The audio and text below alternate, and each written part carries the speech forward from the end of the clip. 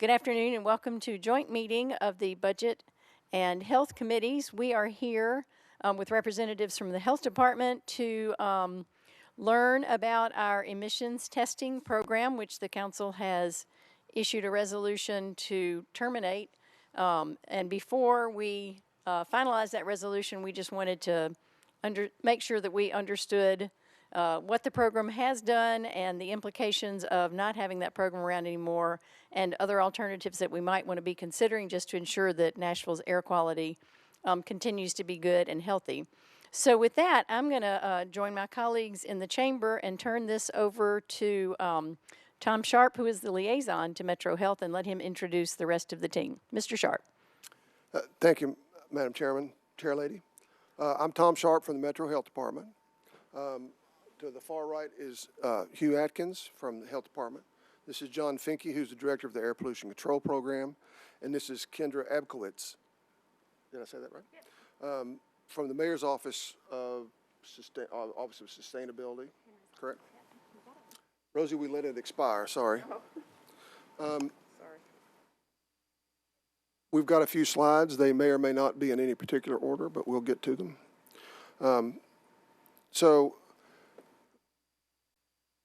When Councilman Roten filed his resolution, we were, of course, considering the future of this program and have been for a couple of years.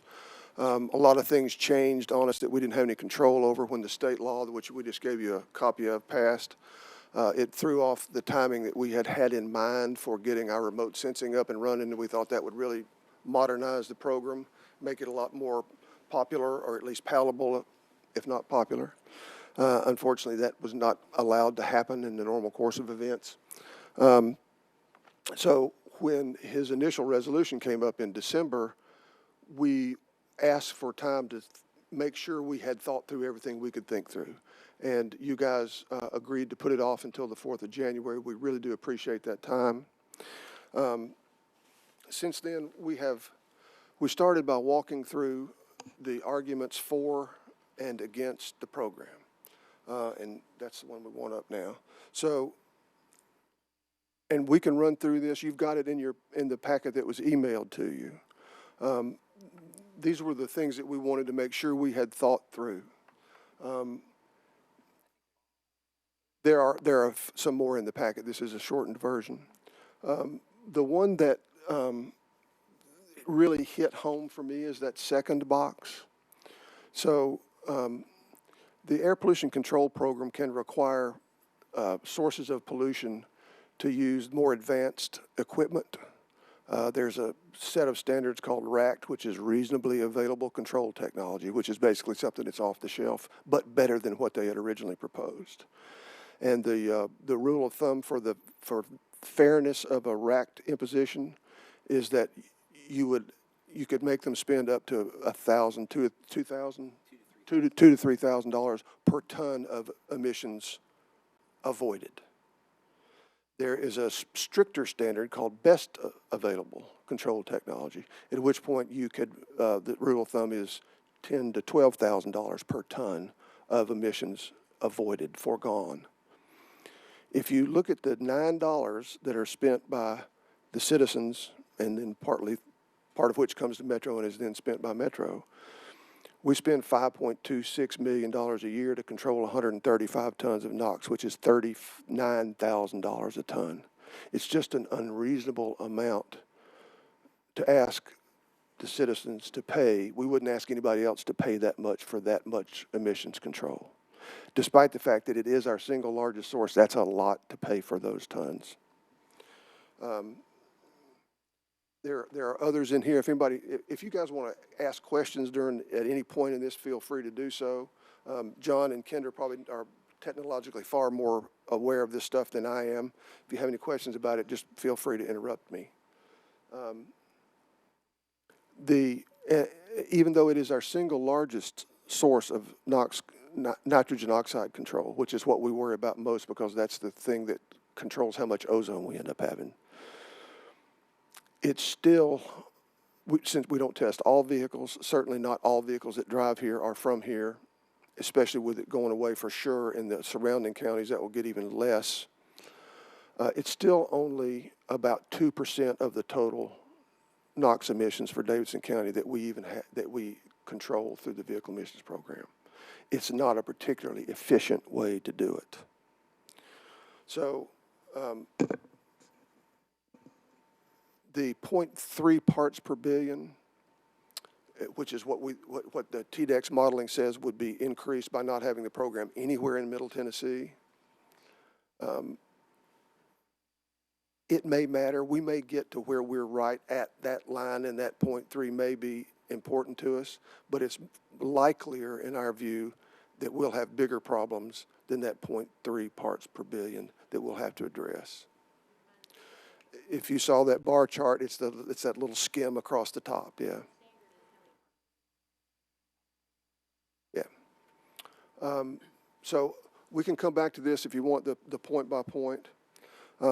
So the bottom line for us, after we really took a deep dive into all these things and tried our best to honestly answer both the benefits and the disincentives, is that it still provides a public health benefit. But it provides it at a cost that we would not request of anybody else. And if the fact that non-attainment is, and we've got information both in your packets, and John can speak to it, Kendra can speak to it too, non-attainment with the national ambient air quality standards is not a good thing.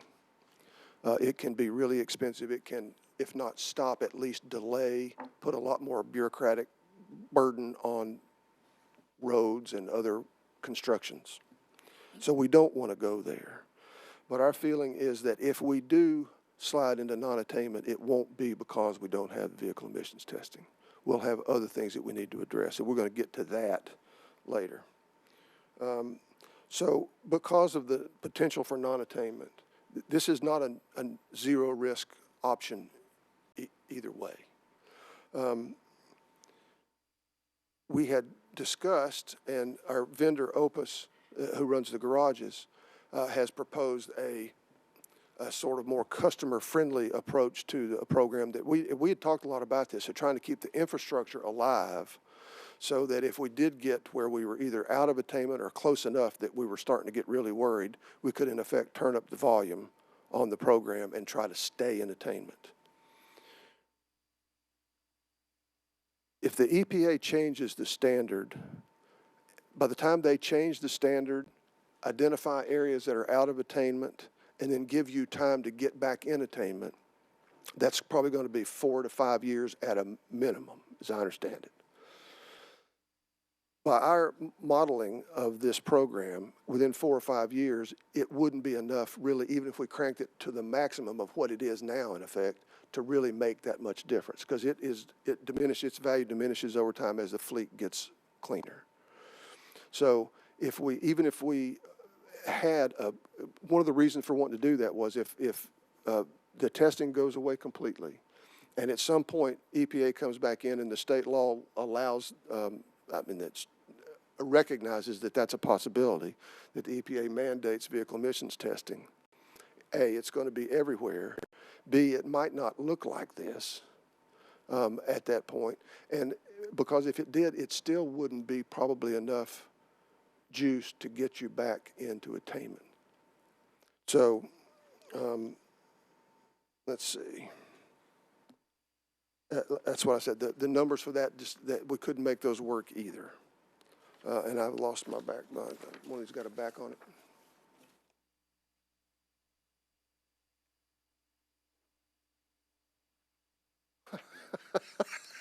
I've got too many copies of this stuff. One of these has got it up front and back. Look at the back of that one. All right. I don't remember what I was talking about. So we had, you had talked about, so we've got this one here. What else have we got in here, John? Slide-wise? We're going to talk about non-attainment now. Yeah, we're going to talk about non-attainment now.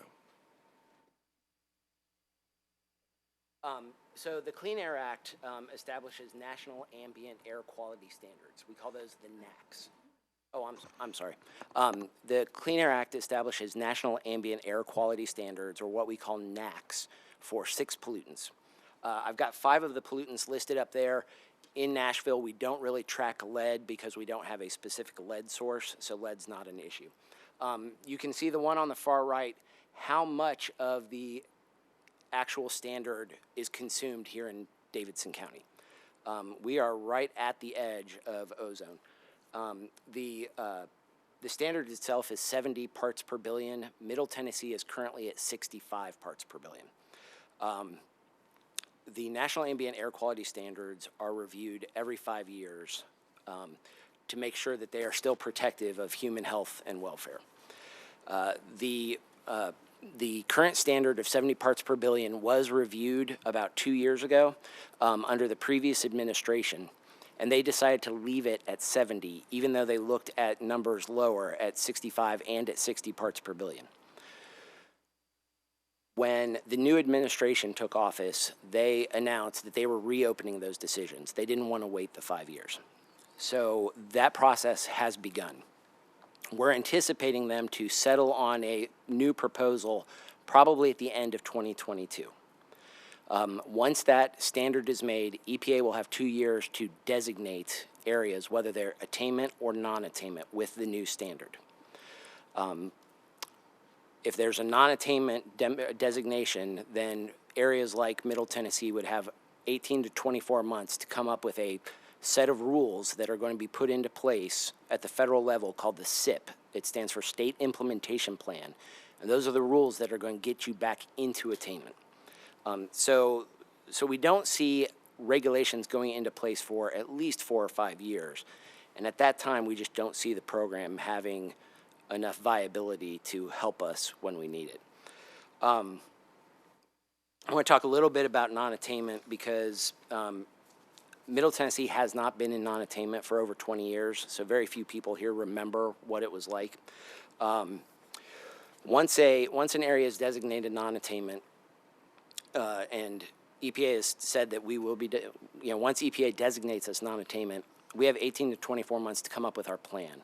What that means is we do a lot of work with consultants, a lot of modeling to figure out what regulations we can put into place and what effect they'll have on our monitors once they're out in the ambient air.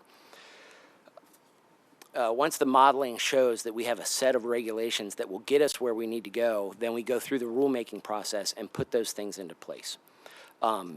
Non-attainment has a lot of impacts beyond just industry.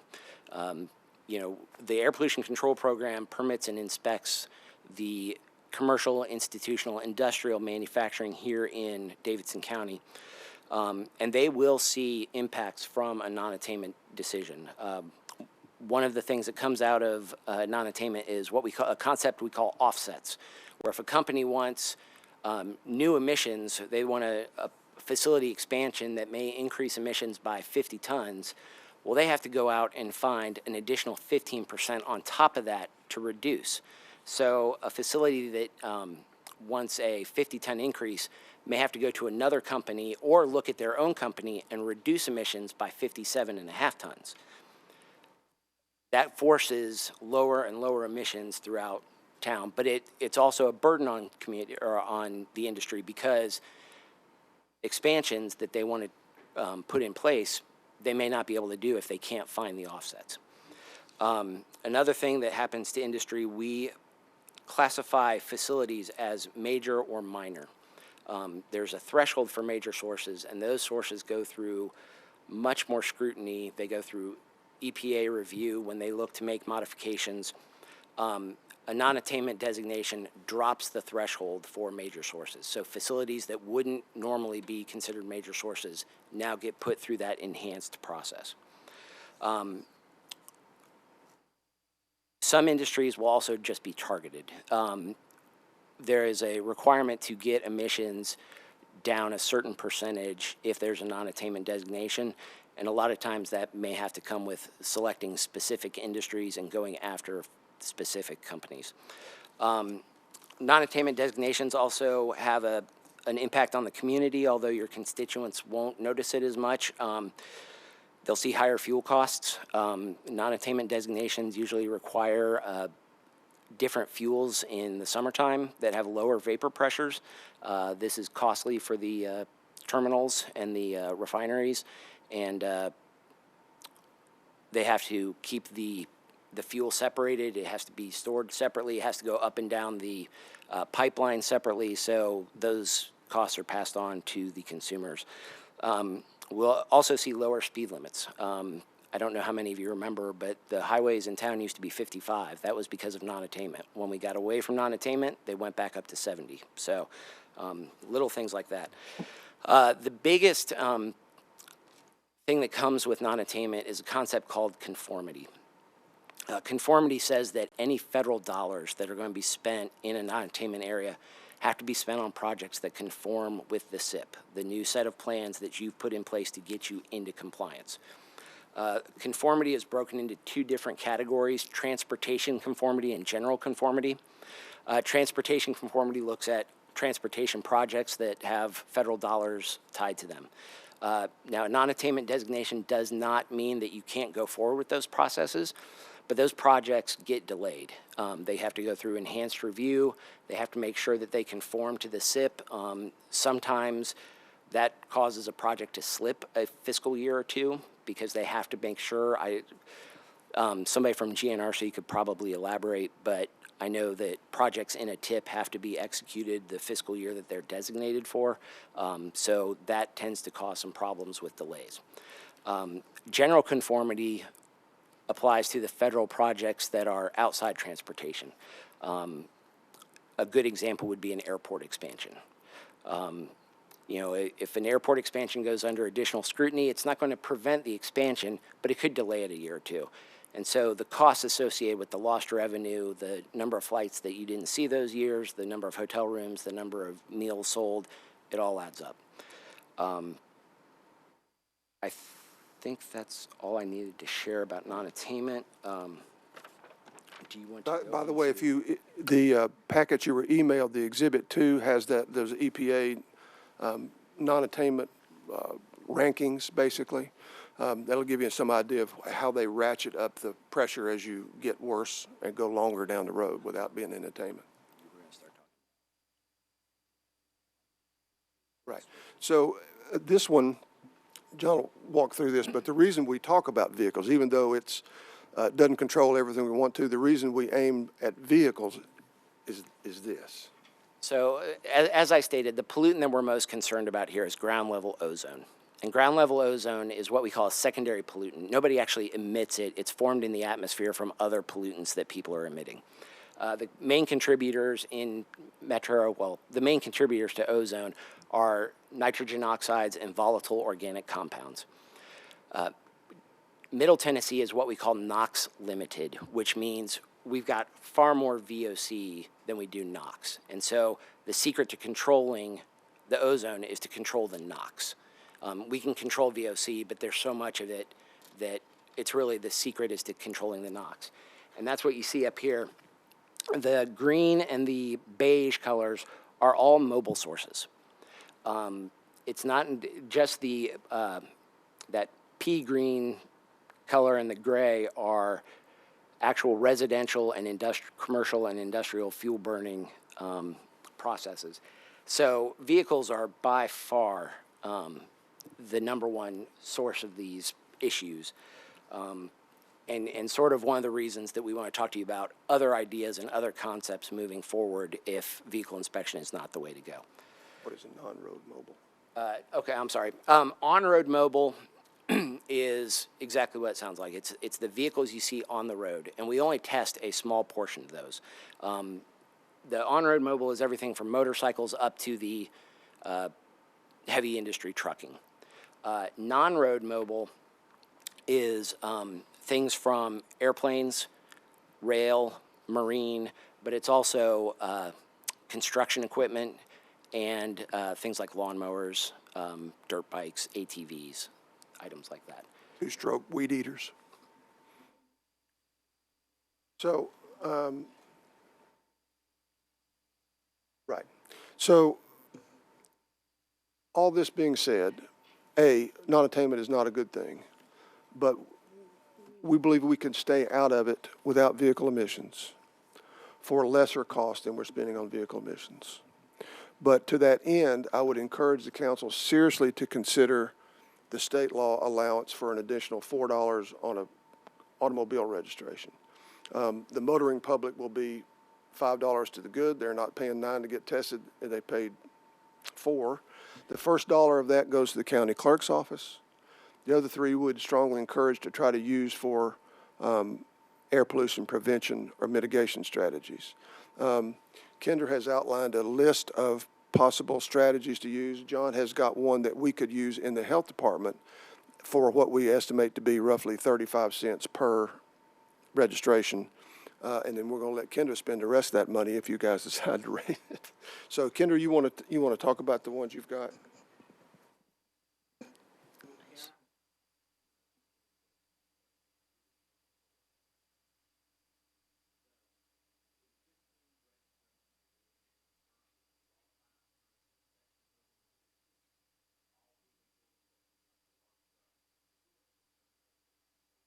That's a good question. I think it is all registrations. I'm going to look that up. Great question.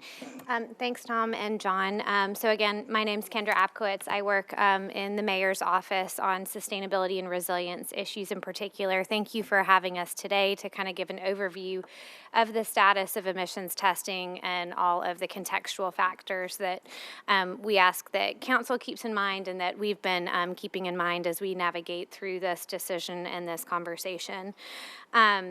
So I think, again, huge kudos to Metro Public Health Department for, again, giving us kind of a point-by-point assessment and analysis of the pros and cons that we have thought through and that we ask that you all think through as we consider whether or not this emissions testing program needs to continue in Nashville. I think there are obviously environmental and public health benefits associated with that program, but we do recognize that it may not be a very efficient program. And so one thing I wanted to address today is some potential alternative mobile source emissions mitigation strategies that may make sense for Nashville and the council to consider moving forward.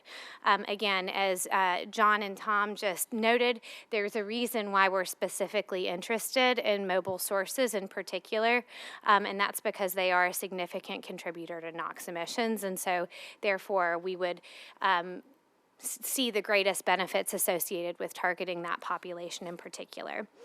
I think one thing I also want to note at the outset, and if you reference Exhibit 1A, you'll get a lot more detail about what I'll be sharing today. But I think investing in these alternative strategies is hugely important to kind of taking a multi-pronged approach to targeting mobile source emissions. And as mentioned, this would be a much more efficient strategy and give us greater return on investment for what we're investing and how we're spending those dollars to protect air quality and public health. And then I'll also note that to a degree, we're actually pursuing each of these strategies today. But if we were able to harness and leverage additional resources to really enhance those programs, we would have a much more significant impact. So we won't necessarily be starting from scratch, but having that additional investment would be really important. So one of those is really directly within Metro government's control, and that's deployment of alternative fuel fleets across Metro. So if you look at our operations, we know that there are available viable alternatives that we can use to basically execute on our programs, projects, and services. Department of General Services has their own fleet that's comprised of light duty as well as heavy duty vehicles, and we can look at alternative fuels that include biodiesel, electric vehicles, hydrogen, compressed natural gas, propane, and ethanol to potentially deploy across that fleet. To date, they've really invested significantly in flex fuel, compressed natural gas, and electric fleets, but again, additional resources to really spur on and enhance that conversion would be helpful. We also have a pretty significant fleet with mobile source emissions in WeGo. And to date, they've really used clean diesel and hybrid diesel electric bus technology and are interested in looking at full electric bus technology as well as compressed natural gas and hydrogen. Figuring out sort of the best technology for each type of transit offering is something that we really need to do and that they're committed in doing, but also making the necessary infrastructure improvements that would need to accompany that kind of conversion. And again, all of those things require resources. There are federal resources available to support those conversions, especially with some of those major packages coming down the pipeline, but many of those will also require a local match. And then finally, the other big significant fleet that Metro government has direct control over is Metro Nashville Public Schools. And so obviously they have operational vehicles known as their white fleet that can be converted, but those are comprised of both light duty as well as heavy duty vehicles. And then of course the other big sort of publicly facing fleet that we think about is what's known as their yellow fleet or their school buses. And so that is a great opportunity to not only seek some operational cost savings, but have real direct public health and air quality impacts on some of our most underrepresented and underserved populations and our youth. Again, as I noted with WeGo and Metro General Services, making those kinds of fleet transitions do require not only investments in the fleet, but also the infrastructure that's necessary to support that fleet. Another huge target area that I think we could really use as an opportunity to reduce mobile source emissions is, again, doubling down on mass transit and multimodal transit. So again, we're talking here about mobile source emissions from vehicles that residents of the county typically are driving. And so one way to target those emissions is to actually encourage people to get out of their vehicles and harness more efficient modes of transportation. And so increasing utilization of mass and multimodal transit can really contribute to those mobile source emissions. But to do that, we have to have a modern system that's convenient, accessible, and affordable. And so council has been hugely supportive of those investments that we've been making to date. But again, we're talking about major improvements to that transportation infrastructure to make it, again, something that's very attractive to the typical resident and something that's convenient for them as well. And so continued both capital funding as well as operational funding is necessary there so we can make those improvements. And again, that's across different transportation mechanisms. So we're looking at things like WeGo, greenways, bike pathways, and sidewalks as well. So again, all of those are kind of part of a multi-pronged solution. I want to also quickly talk about the importance of installation of EV infrastructure across Nashville. So as many of you are likely aware, electric vehicles are becoming more and more important and are sort of a choice approach to transportation for kind of the typical citizen. But a huge part of spurring on that adoption, in addition to seeing the costs of those electric vehicles come down, is access to adequate infrastructure to actually charge those vehicles so range anxiety isn't an issue. And so there's a huge role that Nashville can play in partnering with the private sector, academia, nonprofits, as well as sort of various neighborhood associations to make that infrastructure more accessible and available. And so that's something we'll be working on in partnership with NES and TVA moving forward over this next year, but it probably will not come at no cost to us. And so being able to leverage resources to make that change happen is important as well. And then the last one I'll touch on is investment in green spaces. And research shows that urban green spaces mitigate air pollution, improve air quality, and create opportunities to improve public health. And while that's not exactly directly what we're talking about here with mobile source emissions, they can play a very important part, not only in multimodal transit, but also just creating a healthier lifestyle and decreasing some of those effects that contribute to ozone formation. And so when we have more cooling effects in our urban core, that can play a small but very important part in potentially mitigating ozone-related impacts. And so making sure that we're investing in our metro parks and tree canopy restoration can be a huge part of that as well. So those are just a couple of areas that from the mayor's office perspective we've thought through may make sense for increased investment in or opportunities for diverting some of those fees that Nashville has the option, should it take away this emissions testing program, to collect resources to support. And so I'm going to turn it back over to the folks from Metro Health to talk about a very specific alternative emissions mitigation strategy that Metro Public Health could deploy. When I was asked about what else the health department could do to reduce emissions, really the only answer I could come up with was enforcement. Right now, we take violations to environmental court. Environmental court is great for a resident who's not cutting their grass or burning trash in their front yard.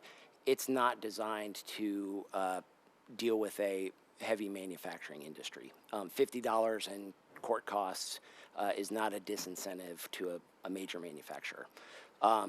Metro Code already provides for this enforcement program. It's something that would operate out of the health department, and the Board of Health would act as the appeals board. It's actually something we started pursuing right before the pandemic, but we just got sidetracked. And it's something we will pursue regardless of, how you choose to deal with that $4. It would just be a lot easier to pursue it if we had the resources. Thank you, Kendra and John both. So, Councilman, to your question about who that $4 would apply to, as I read the state law, and I am not a lawyer, Larry is a lawyer, we'll get him to look at it. It says,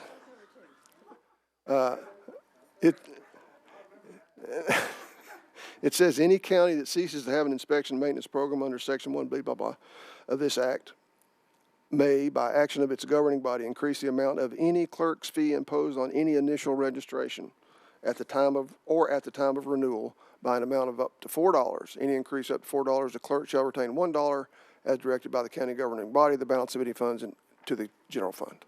So apparently it's not just those being tested, but the entire, all the vehicles that are registered. That's what it sounds like to me.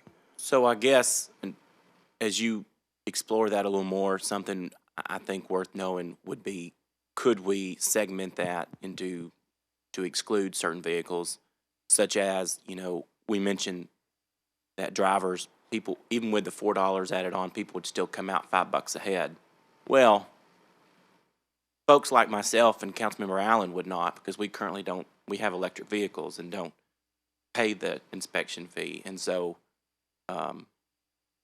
this is a bit of a self-serving question, but I mean, as there are more and more electric vehicles on the road that are not contributing to that, we're already paying the $100 a year registration, but that's for road funding, which I get. We're still driving on the road, but that would be something I think worth exploring is I would agree. People are doing their part to contribute less to emissions. Are they going to have to?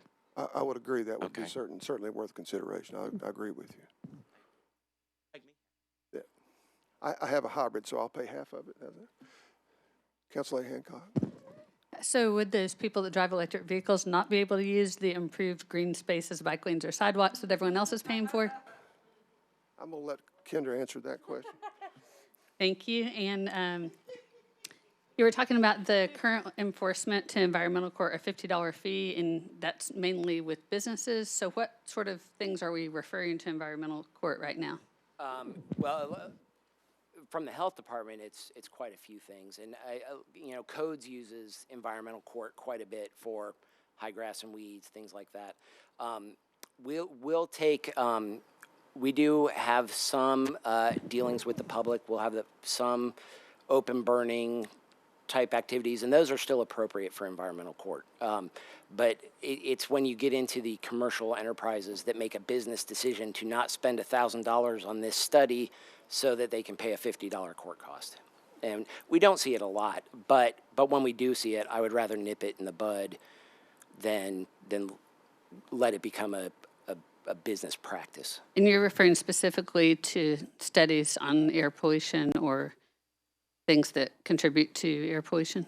No, I'm talking about violations. When we find violations out in the industrial community, being able to have appropriate penalties for those violations as a disincentive to future violations would be far more appropriate.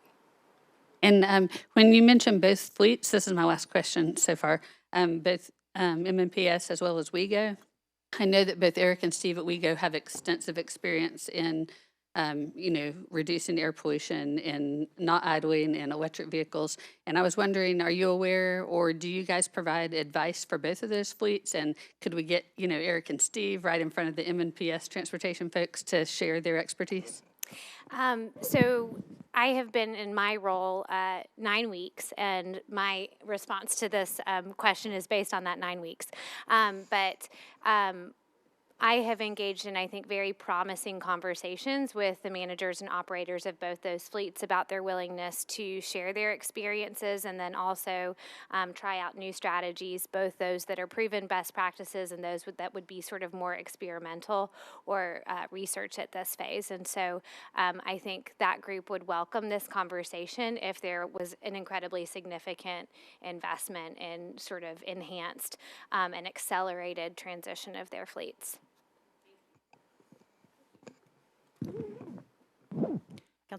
Do we already know who, you mentioned the industrial community and the issues, do we already know who the worst offenders are? Oh, I don't want to categorize anybody as a bad offender or anything like that. It's just, but we do see it once or twice a year. We'll see things creep up that we say, we got them for that, but did they learn their lesson from $50?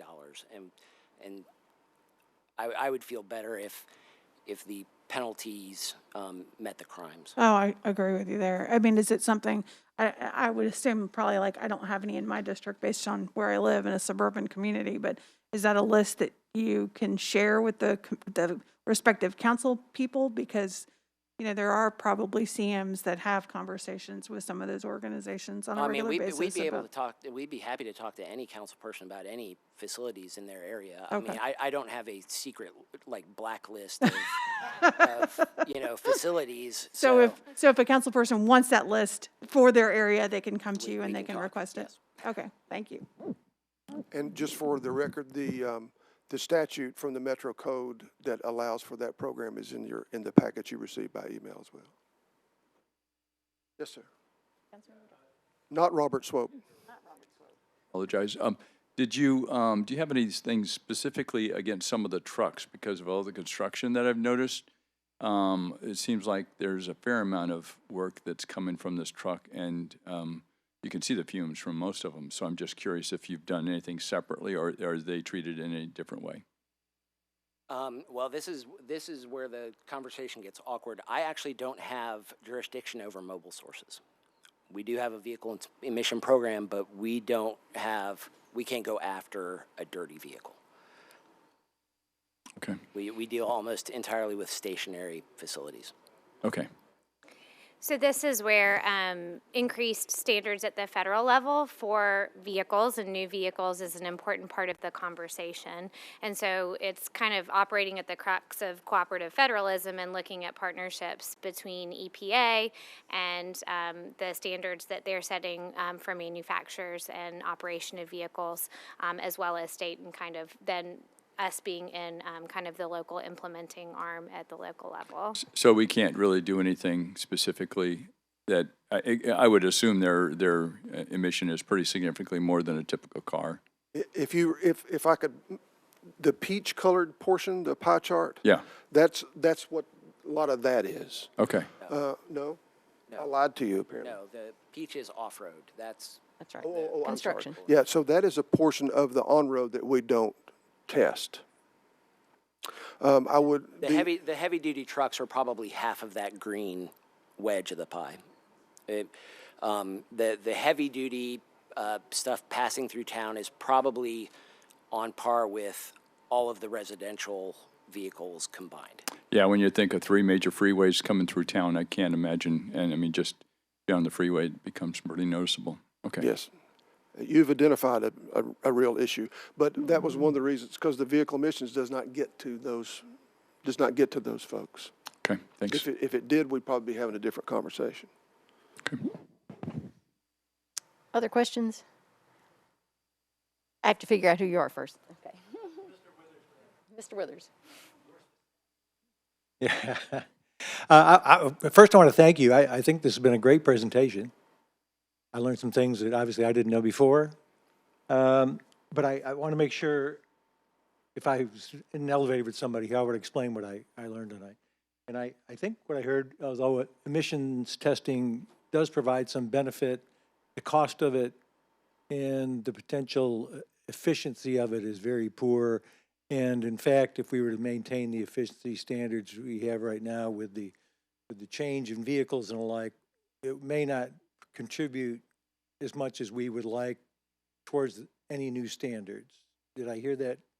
Did I explain that correctly? Yes, pretty much. So its efficiency diminishes over time as the fleet improves.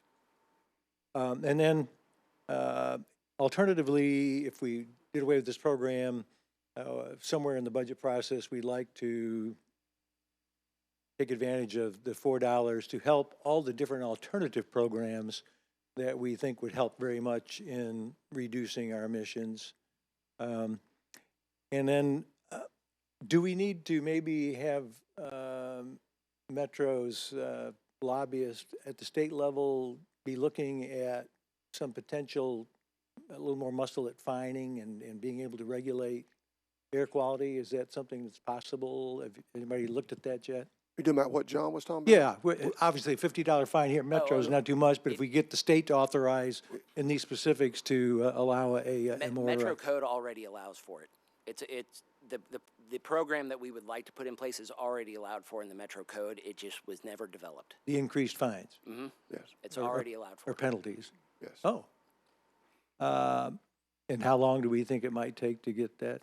We just started discussions with Metro Legal before the pandemic hit, and that sidelined Okay. everything at the health department. So Gotcha.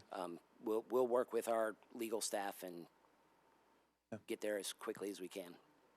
Well, I can't speak for all councilmen. I never try to predict what council's going to do, but I think you've offered some great alternatives, and I hope we can find a way to resource them. Thank you. Thank you. Councilmember Evans. Can you speak to if we've slipped back into non-attainment? Let's just assume we don't approve any increase in fees. We do away with emissions testing, but eventually we slip into non-attainment at some point. What is the first thing that would happen as a result of going into non-attainment? You had referenced like the speed limit. You know, is that something that we would start with? Like, what are the levers that immediately you'd be coming to the future council to ask for? Who wants to handle that one?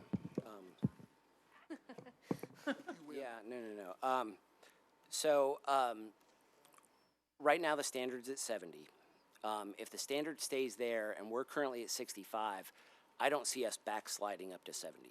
Okay, the TDEC modeling showed that the vehicle inspection program is good for about 0.3 parts per billion. So the way that Nashville would likely end up non-attainment is with a new standard, okay? When a new standard comes in, if you are in compliance with it, then you're good. If you're above the standard, then that triggers the designation process. So if a new standard comes out and that we're above it, EPA takes about 2 years before they finally designate who will be attainment, who will be non-attainment. At that time, Davidson County. oh, yes, and when they look at attainment designations, they look at the Metropolitan statistical area. So it's not just Davidson County, it'll be surrounding counties as well. Once they designate you as non-attainment, you still have 18 months to kind of come up with the rules that you're going to put into place to get there. Now, there will be some things that trigger right away, but there will be things sort of on my end that I deal with industry. It won't be things that your constituents are noticing. Those would come down the road more like 5 years from now. But again, we're hoping we never see that day. So that's, and you answered that very well for me. I was wanting to make sure that it wasn't like a comptroller situation with our financials, that it was like a very sudden, hey, you have to react and put something in place like immediately. There So will thank be a you. lot of planning, a lot of discussions here as we move up to those. Got it. Okay, thank you. Thank you. Before I For the record, recognize, that's how we got vehicle emissions in the first place, is we slid out the table. before I recognize Councilmember Van Rees, I have one question. Can you explain the timing or the options for timing? If we were to decide right now we're good and the standard may stay the same, so we don't feel like we need necessarily this source now, but if the standard changes, we'd like to add it later. Is that an option? Is it an option if we add $1 now and we can work back up to 4 later? Or if we don't make this decision this year, have we lost the option forever? That's a good question. That's the answer. There's some debate about that. It appears clear that in the 4 surrounding counties and Hamilton, which are affected by the state statute, that they will not be able to reinstitute vehicle emissions testing unless mandated by the EPA.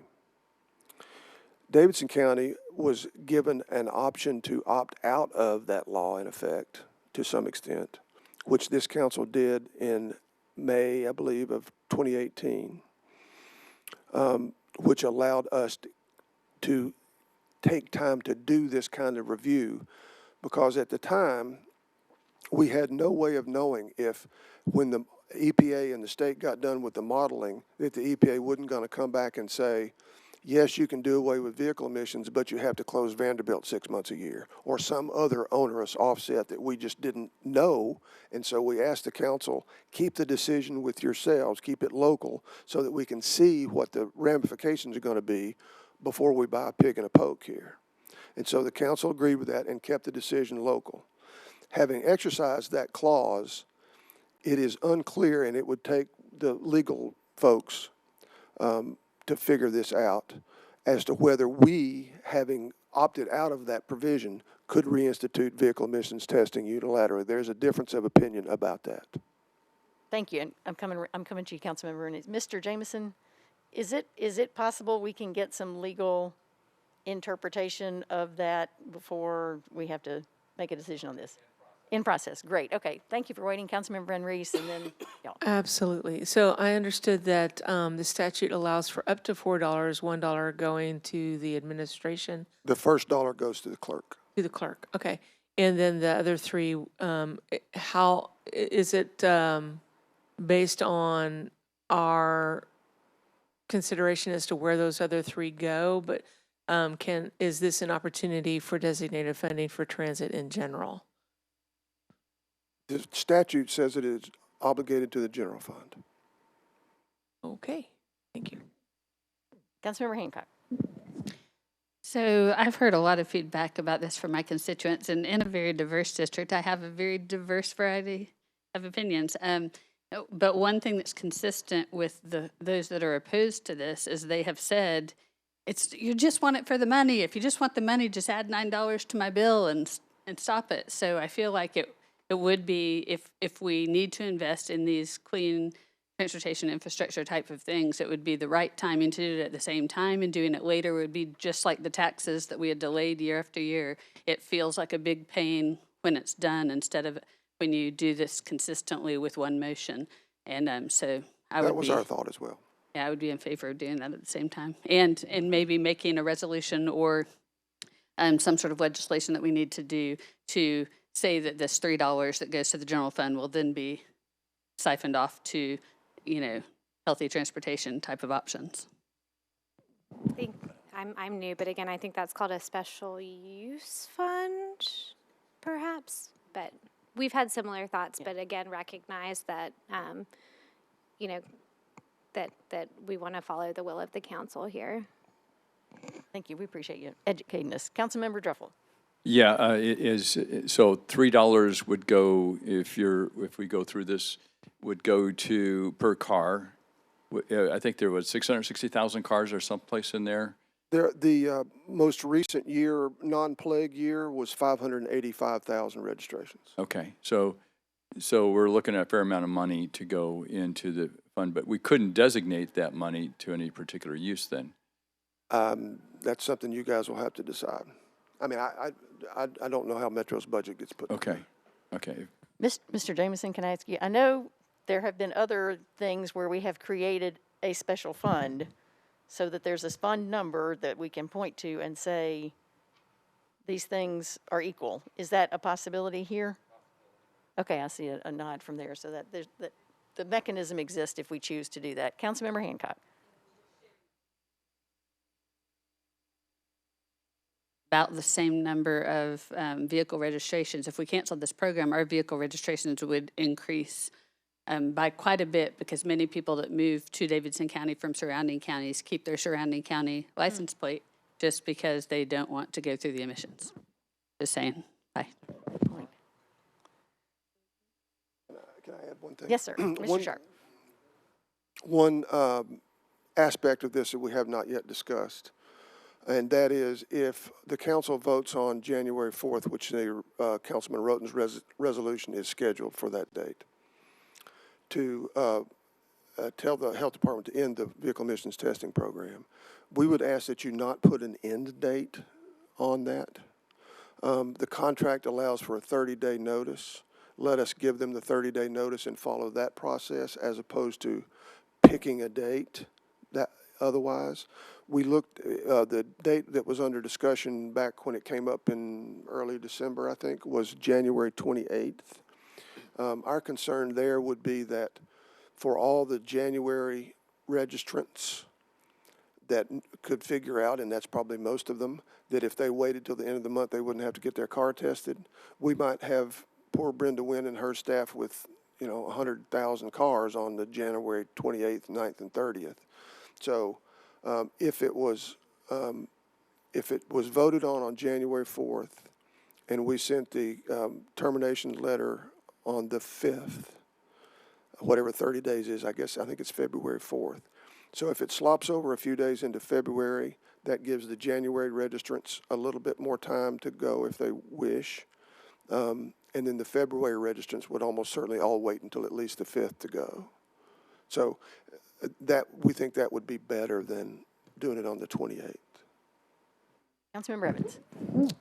That was part of the discussion in the health committee meeting, was specifically about that. And that was one of the negatives when we were having that conversation, about deferring it to be able to have this conversation, is that we were in effect killing the program with the deferral because of the number of people that were likely to sit it out and just take the risk if MNPD pulled them over for an expired tag. And so it seems like that still applies to, that logic still applies to what you're requesting. And another option, I should say, in fairness to the vendor, another option is just to let the contracts expire at the normal end of the contract, which is June 30th. I got the sense from the council that was probably not what it wanted, but you could do that. Because otherwise, if you're providing the 30-day notification, like if we vote on the 4th and have an end date, and you're providing the 30-day notification, we're still paying for that 30 days, are we not? We don't pay them. They get paid when people register a car. Okay, so it's only based on, so it's not like we're obligated to a finite or a specific like minimum standard or registrations or anything like that? Like a contract minimum is what I'm thinking of. We're not obligated to a minimum payment. We're not obligated to a minimum payment, to my knowledge, I don't Okay. think. Stephen, if I'm wrong, you can feel free to throw something at me, but I'm not sure that we are. I don't think we are. Okay, all right, thank you. There may be costs that they have obligated themselves to that they would intend to recoup, but the bulk of their fixed costs are well past amortization date. Those stations are 30-something years old. Okay, thank you. Thank you. Are there other questions? Have I gotten to everyone who had questions? All right, anything else? Okay, Councilmember Hurt.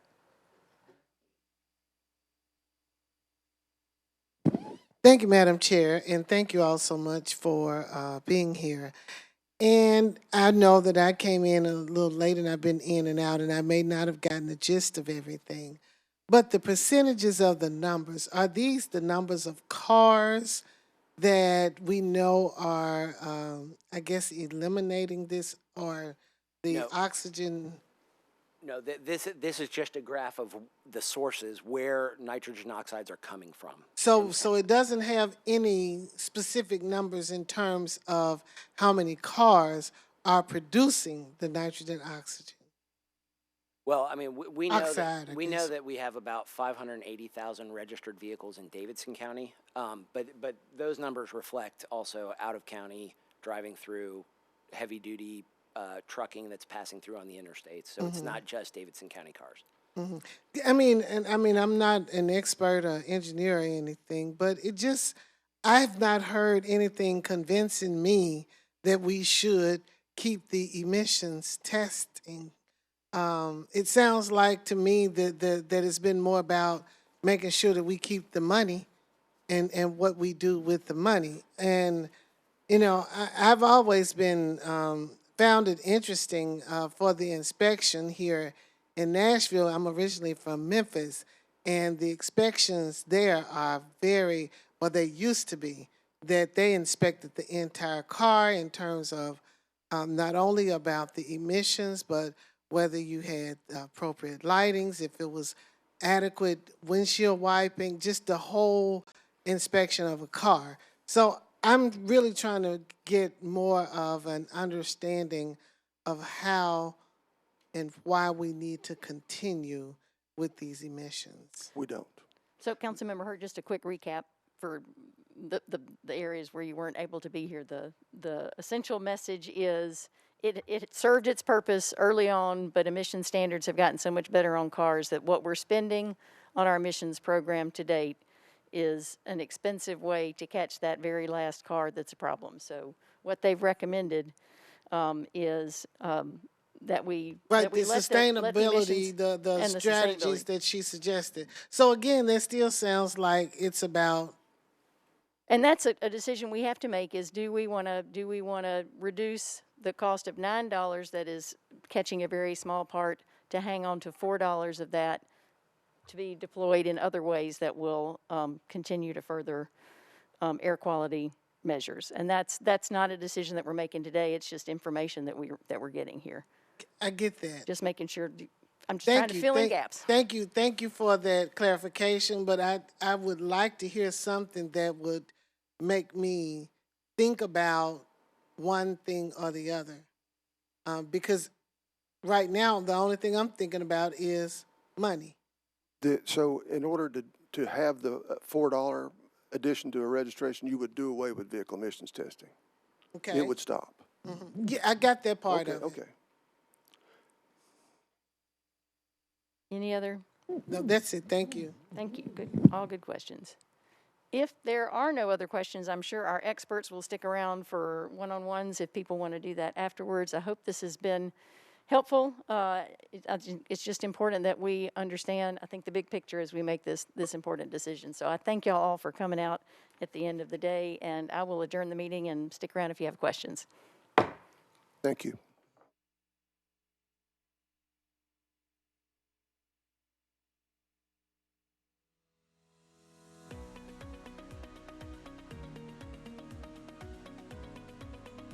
This has been a service of the Metro Nashville Network. If you would like to see this presentation again, or for more information on this and other programs, visit nashville.gov.